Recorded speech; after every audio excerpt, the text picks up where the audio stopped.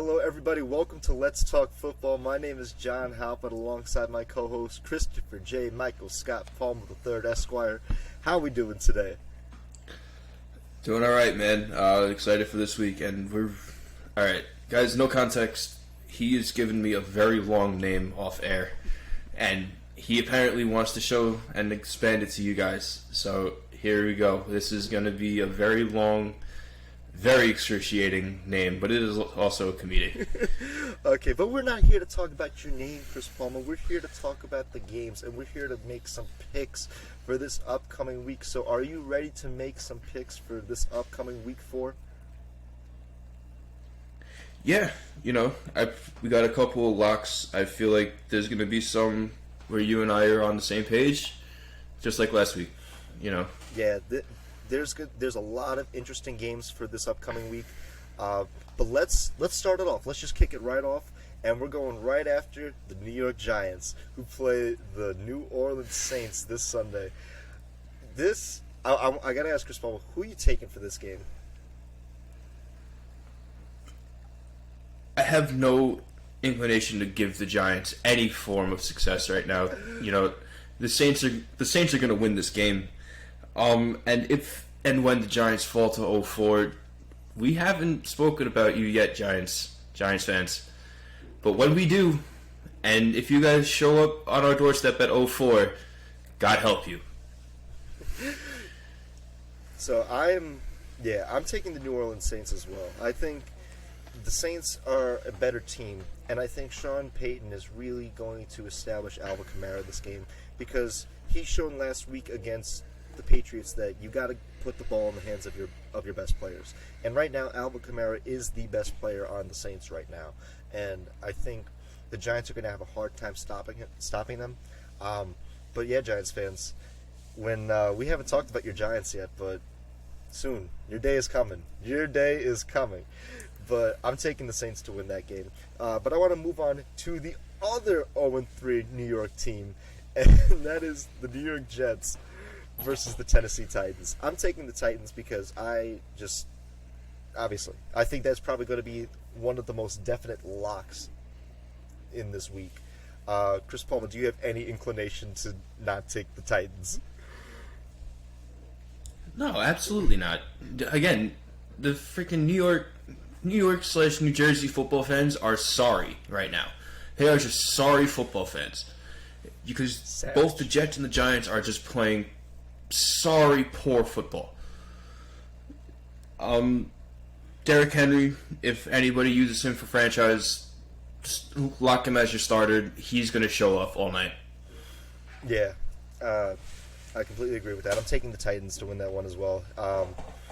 But let's move on to some NFC matchups. And we have the Detroit Lions against the Chicago Bears. Chris Palmer, who are you taking for that one? Are you taking your Bears and Justin Fields on that one? Yeah, I feel like this is going to be a better feel-out game for him.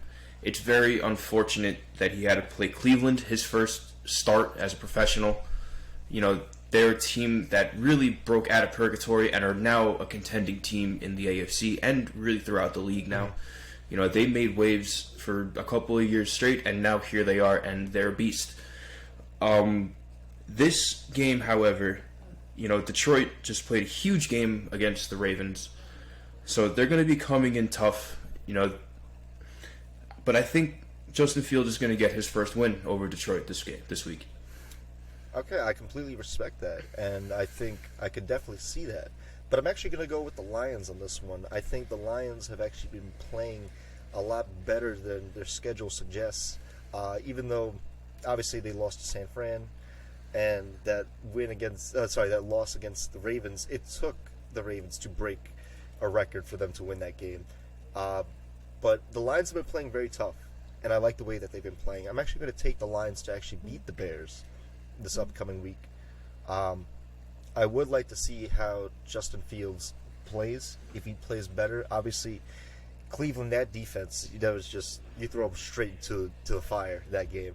But obviously there's going to be a lot of games like that for him in his NFL career. With that being said, I'm going to be taking the Lions to win this game over Chicago. But let's move on to another NFC matchup, and that is actually the Washington football team against the Atlanta Falcons. Chris Palmer, who are you taking on this one? Interesting enough, I'm going to go with Atlanta on this one. Mm-hmm. You know, I love, again, everyone knows who watches that I love Ron Rivera. I love what he's doing in Washington. I love that defense.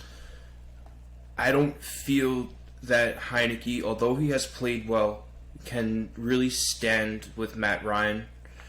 You know, they also have Kyle Pitts, who is really a sleeping giant, just waiting for the right defense to show what he can do as a rookie. Shout out Kyle Pitts before this game, man. I feel like it lines up to have a really tough game against Washington, but he's going to have a stellar season from here out. I feel like this is possibly the hardest defense that Atlanta's going to face this year. So from here out, I think it's going to be nothing but uphill for Kyle Pitts as a rookie and a growing tight end. Yeah, Atlanta's going to be an interesting team to watch because Matt Ryan, he's obviously in the back end of his career, and obviously he's got a lot of young players around him. But that offense is to be expected to be a good offense. Obviously, Atlanta's just not a good defensive team. But with that being said, I'm actually going to be taking the Washington football team to beat the Atlanta Falcons. I think, even though I know you don't have that much faith in Taylor Heineke, he has played pretty well enough, despite, against the competition that he's gone against. He's only played a few starts, but he's completing a lot of his passes. He's reading the field. He's finding the open receiver. He's able to make plays and be an efficient enough quarterback. And I think he's going to be efficient enough for them to win this game. I wouldn't be surprised if Atlanta won because, if I'm not mistaken, it is in Atlanta. So I wouldn't be surprised if they won it. But obviously, it's Washington, their strength and their identity lies on that fearsome foursome right on that D-line. I think that's going to be very tough for Matt Ryan, especially being that he's one of the last few remaining pocket passing quarterbacks. And he doesn't move around a lot. So what Atlanta's going to have to do is they're going to have to get the ball out of his hands quickly. And so you're going to see a lot of short passes, a lot of screens. You're going to see a lot of just quick throws for them to for Matt Ryan to not feel any of that pressure. But with that being said, let's move on to some AFC matchups. And let's start with the Indianapolis Colts versus the Miami Dolphins. Chris Palmer, who are you taking for this one? I'm going to stand with Miami on this one, man. They had a real tough game against Vegas last week. That was decided by a field goal, but they both went back and forth beforehand. They played very tough against another sleeping giant in the AFC, being the Las Vegas Raiders. I'm going to give it to Miami. I feel like they're stronger. I feel like they're faster. Yeah, I believe they would be younger on average. But I think they're coming in with a head of steam, even though they're coming off a hard loss. Like, that's a good loss, if that makes sense. You played your hearts out against a healthy Las Vegas Raiders with no starting quarterback. Yeah, it's Jacoby Brissett is going to be starting for the Dolphins, and I agree with you. It was. If there is such a thing, if people believe in the concept of good losses, it was a good loss because you played a very competitive team that a lot of people overlooked. You played them very well, and obviously it brought it to overtime. But unfortunately, moral victories do not count on the record books. So, with that being said, I'm going to actually take the Indianapolis Colts to upset the Dolphins on this one. Reason being is, I think Frank Reich knows that if this team goes 0-4, their season is pretty much done. And they already have a pretty much established team as is, and I think he'd want to keep that going forward. I think the Colts come out to this game with some desperation in them, with a little bit more juice to the fight, and I think you're going to see a lot more urgency from them, and I think that's really going to disrupt Miami because right now they're trying to establish comfortability with within the absence of Tua in that offense. So with that being said, I'm going to be taking the Indianapolis Colts to make the upset on this one. I just smell it, man. And I'm sorry, T. I'm sorry. Don't think I don't have faith in Miami, but I smell the upset. But I smell a lock this next game, and it's the Houston Texans versus the Buffalo Bills. I'm taking the Bills on that one because, I don't know, I smell a lock if I ever smelt a lock. Chris Paul. What? There's nothing to know there. Yeah. It's going to be another 40-point outing. 40 points? Come on. This is going to be another game where you see 40 points. This is another 40-point outing for Buffalo, for sure. Yep. This isn't going to be pretty. It's not going to be pretty at all. But let's just move on to the Cleveland Browns against the Minnesota Vikings. I'm actually going to take the Vikings on this one. I like the way they came out and played against Seattle, even though Seattle had the worst ranked defense in the league. I like the way they played, and I like their offensive core with Adam Thielen, Kirk Cousins, Justin Jefferson, and I'm not sure if Dalvin Cook is going to be playing this game, but even if he's not, their backup running back Madison had a really big game last week, so I'm going to be taking the Vikings to upset the Cleveland Browns this Sunday. But Chris Palmer, who are you taking for this game? And I respect you having the loyalty in the Vikings. They are playing a lot better than originally thought. Mm-hmm. At first we were one of those teams. We were both thinking they were one of those teams that were just good enough to not get high enough draft pick. But here they are. They're actually playing. But again, you think about the defense they just played. They played the worst ranked defense last week. Yep. They're not playing that this week. They're playing a top 5 defense this week. So that in itself, I feel like, is almost an outmatch in Minnesota. Mm-hmm. And on their defensive side, aside from Harrison Smith, I believe DeForest Buckner's still there. No, DeForest Buckner's actually on the Colts, but they do still have Danielle Hunter on their team, along with Danielle Hunter, Eric Kendricks. They do have Patrick Peterson as a corner. They acquired him from Arizona, and they still have Harrison Smith. So they still have some defensive pieces. I don't know about Anthony Barr. That's the one I don't know off the top of my head. That was the one that was really off the top of my head. But I didn't know. But they do still have some of that remnants of that dominant defense of years past. They do still have some players there, but obviously they're not the same defense as they were. I just don't feel that even with those pieces, they can handle Nick Chubb and Kareem Hunt and the returning OBJ. I believe he's coming back this week. Or he came back last week. I believe he would still be playing this week. Mm-hmm.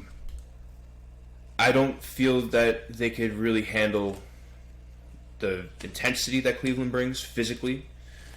How smart Baker Mayfield really is when it comes to being the quarterback and being a field general. He can lock in and he could really navigate the field and kill a lot of time to where they have no time to put points on the board. It's happened. Mm-hmm. They do it all the time. They kill clock and they crunch yards. So I'm going to take Cleveland on this one. Okay. I completely respect that. So let's move on to some more NFC matchups. The Carolina Panthers against the Dallas Cowboys. And this was one of those games that we talked about earlier in the week. For myself, I'm going to be taking Dallas on this one. I just think Dallas has something cooking with their, as you've been saying, their two-headed hydra, along with how Dak has been playing. Now that offense really revolves around Dak, and he's been playing pretty well. I still don't trust their defense too much, even though Carolina has the number 1 defense in the league right now, and they're coming into this game with 14 sacks already this season. It's going to be a tough outing for both teams. I think this is going to really be tough for both teams. It's because Carolina has played the Jets and the Texans, and those teams, we expect them to beat those teams. But the Cowboys, that's a formidable matchup. So with that being said, I'm actually going to be taking the Cowboys over the Panthers this week. I just like the way that they've been playing, and I like what they have going on. But Chris Palmer, who are you taking for this game? You know, everyone who's watched knows I like what's going on in Carolina. They are exciting. They just brought a big piece in for their secondary. This was a tough one for me, to be honest. Everyone knows I have no love lost for Dallas, but I do respect that they have really found the formula. So with that, I'm going to have to agree with you that Dallas is going to win that game. They're the more, I guess, just consistent team when it comes to finishing. As I said, Sam Darnold didn't throw a touchdown against Houston. Yeah. Dak Prescott throws touchdowns. He throws a lot of touchdowns. So if he gets caught in a shootout with Dak Prescott, it's not going to be pretty. You're going to see 4 or 5 touchdowns happen. It can just happen over in 1-2 quarters. You'll see 4 touchdowns come from Dak Prescott. It can just happen, especially now with his run game. No one knows what's happening in that backfield. Mm-hmm. Sam Darnold, you need to show that you can throw touchdowns, mate, against a formidable defense, especially coming from Dallas with Micah Parsons now, who's gonna get his.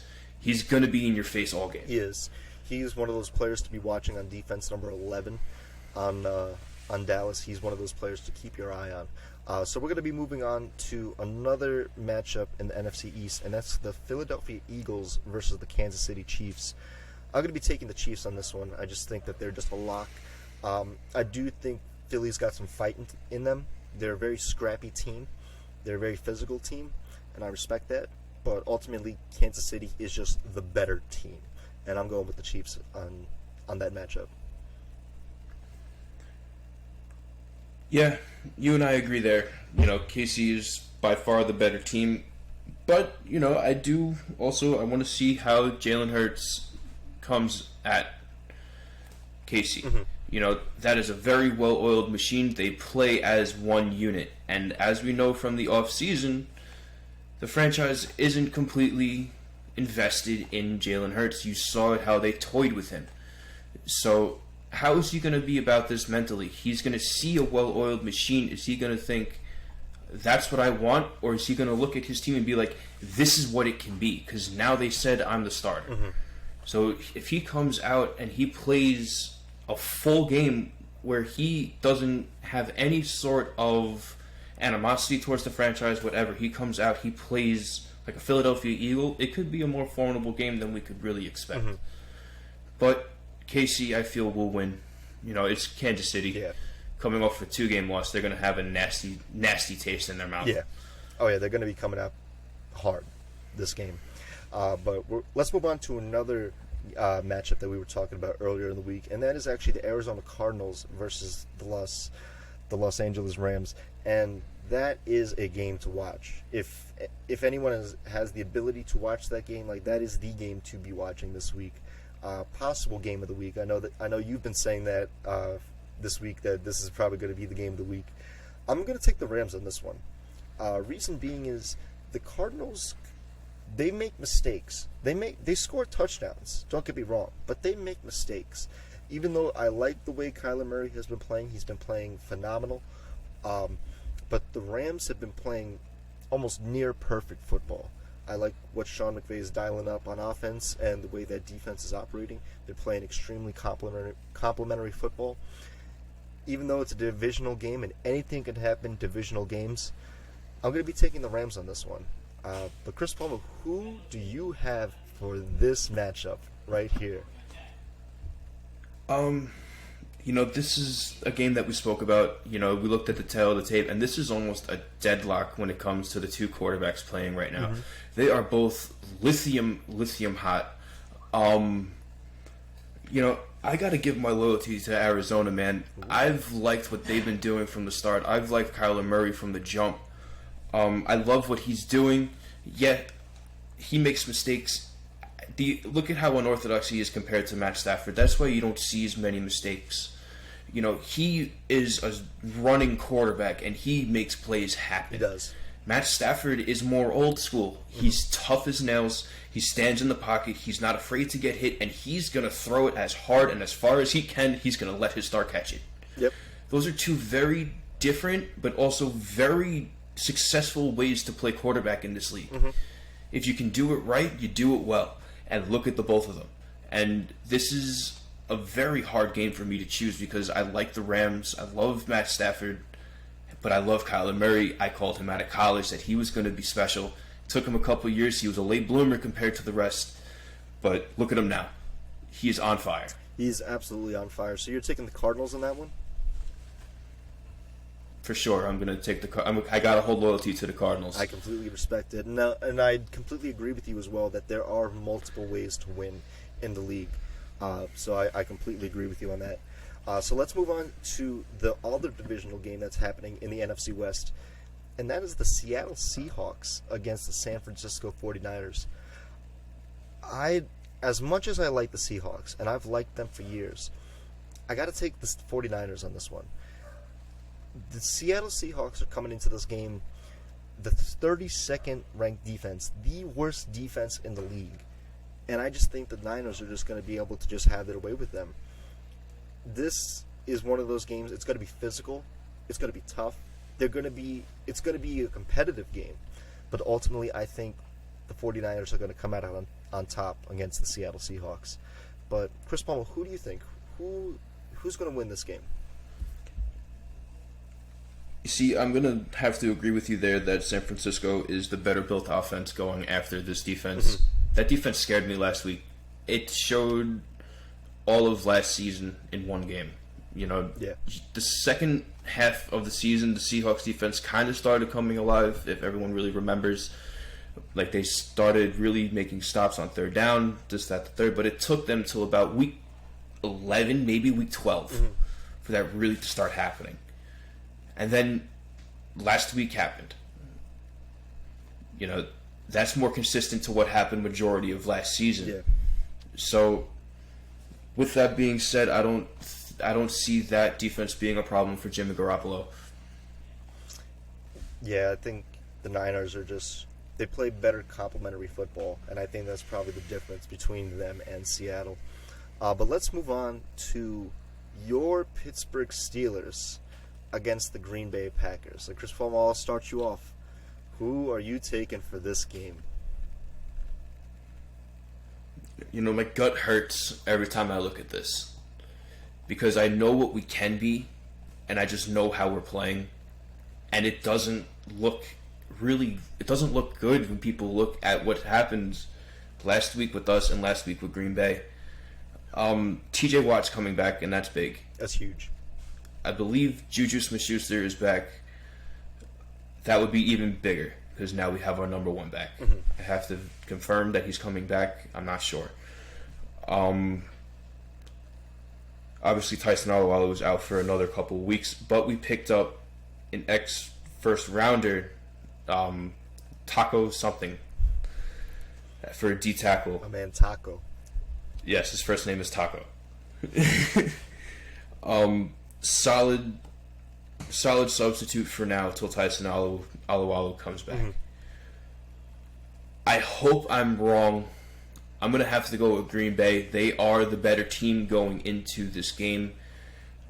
But I do want to see from the Steelers if now is the time where they're going to have a run game at least put in the playbook now.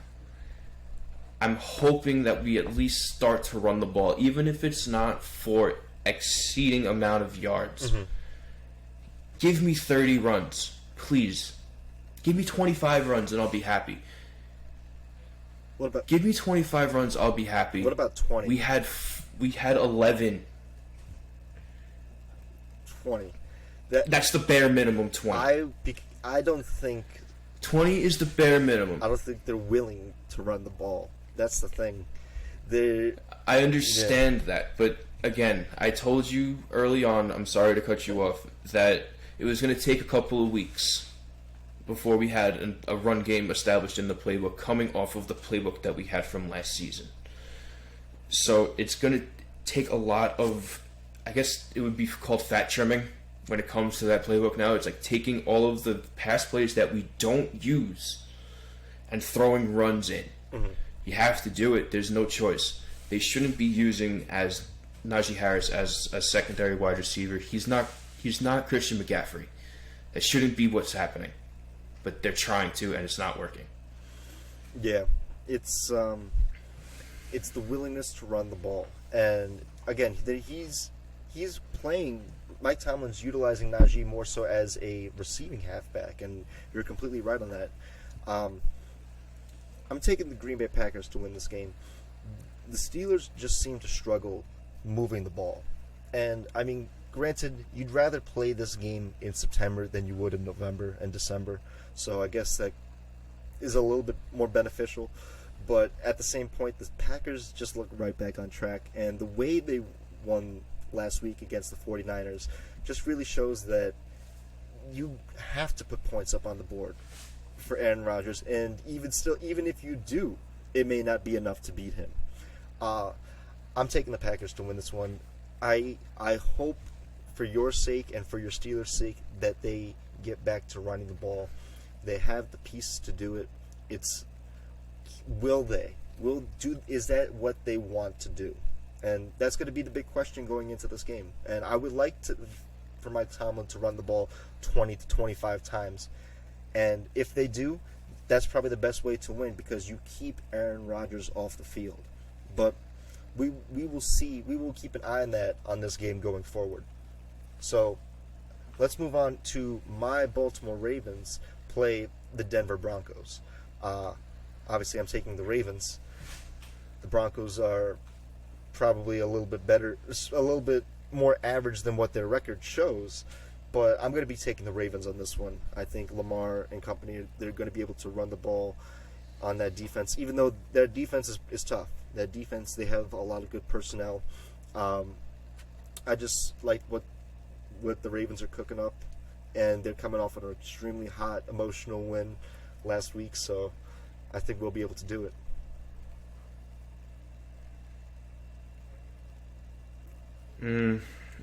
On paper, you guys are the better team by far. On paper.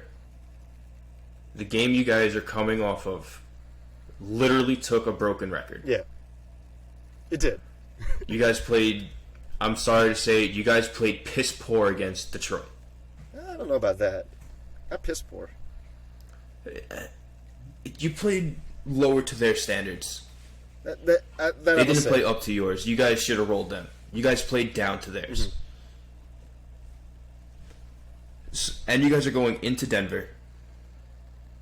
Keep in mind the teams they beat, they are undefeated. This is going to be their conversation starter of a game. Mm-hmm. I kind of smell an upset here. I'm sorry. I'm going to have to go with Denver. Okay. I think they have more of an attitude going into this game. They have more to prove. They do, because, like you said, they have more to prove right now. Their teams that they played have not won a game, so they've beaten the Jets, the Giants, and the Jags. Yeah, the Jets, Giants, and the Jags. Yeah, so all those teams 0-3. So so all the teams that they played have a combined record of 0-9. So this is kind of where the Broncos season starts. It's like, look, okay, now you're going to be playing some big boy football. You know what? I wouldn't be surprised if Denver, were to win this game. But I like Teddy Bridgewater, and I like how he's been playing. But ultimately, I just have more faith in the Ravens. For some reason. For faith's sake. For some reason. But let's move. Right, for faith's sake, you're going to go with the Ravens. I understand. So let's move on to the primetime game on Sunday. And that is actually the Tampa Bay Buccaneers versus the New England Patriots. Tom Brady's return to New England. I'm going with the Bucs. Again, I think New England has a similar problem as the Steelers, where it's like they just struggle to move the ball downfield. And even though that Bucs defense can be had, I'm going with the Bucs to win that game. Who do you got? Yeah, I'm gonna go with the Bucs for that one. I really feel Bill Belichick created his own monster, and he's about to really see his own demise. I was having this conversation earlier at work. The question is going to start with Bill Belichick: is he just another quarterback without Tom Brady? Just another coach, you mean? Things to think about. Yeah, just another coach without Tom Brady. And that's things to think about. I mean, it is things to think about, but obviously that'll just be an ongoing conversation. Throughout Bill Belichick's career, and along with Tom Brady's career, they're going to be synonymous with each other for the rest of their careers. But let's move on to. Well, yeah. But I want to move on to actually the Monday night game to see, because that game, we talked about that game earlier in the week. It's the Las Vegas Raiders versus the Los Angeles Chargers. Whew. Chris Palmer, who are you taking for this game? This one's tough. I thought about this one all week, man. Every time I think about this game, it just screams playoff game to me. It does. It really does. With that being said, I think the Chargers are going to take this one. Really? You're surprising me on this one. There's something...